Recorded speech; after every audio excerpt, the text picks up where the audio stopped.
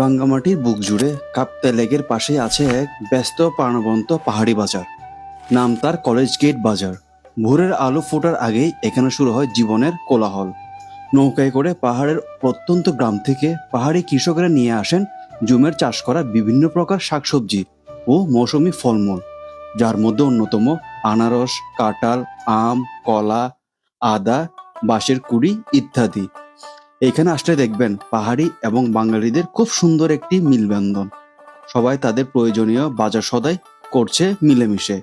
তবে এই পাহাড়ি বাজারে পাহাড়িদের পছন্দের খাবারের সংখ্যাটা আমার কাছে একটু বেশি মনে হয়েছে, যার মধ্যে অন্যতম হচ্ছে ব্যাং, পাহাড়ি কাঁকড়া, কচ্ছপ ও শুকরের মাংস ইত্যাদি।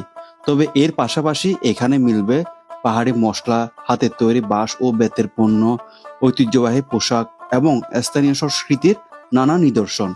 প্রতিটি দোকান যেন পাহাড়ের মানুষের পরিশ্রম, ঐতিহ্য আর জীবনের গল্প বলে। ক্রেতা বিক্রেতার হাসি মুখ, দরদাম, পাহাড়ি ভাষার মিষ্টি কথোপকথন আর চারপাশের সবুজ প্রকৃতি, সব মিলিয়ে এই বাজারের পরিবেশ সত্যিই অন্যরকম। রাঙ্গামাটি সরকারি কলেজ গেট থেকে বনরূপার দিকে প্রায় 1 কিলোমিটার জায়গা জুড়ে রাস্তার দুই পাশে বসে এই সাপ্তাহিক পাহাড়ি বাজারটি। প্রতি সপ্তাহে শনিবার এবং বুধবার বসে এখানে সাপ্তাহিক হাট।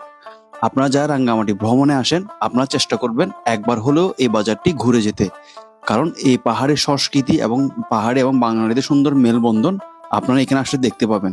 সেই সাথে এখানে পাবেন ফ্রেশ শাকসবজি, যা একদম ফরমালিন মুক্ত, আর দামও পাবেন অনেকটা কম।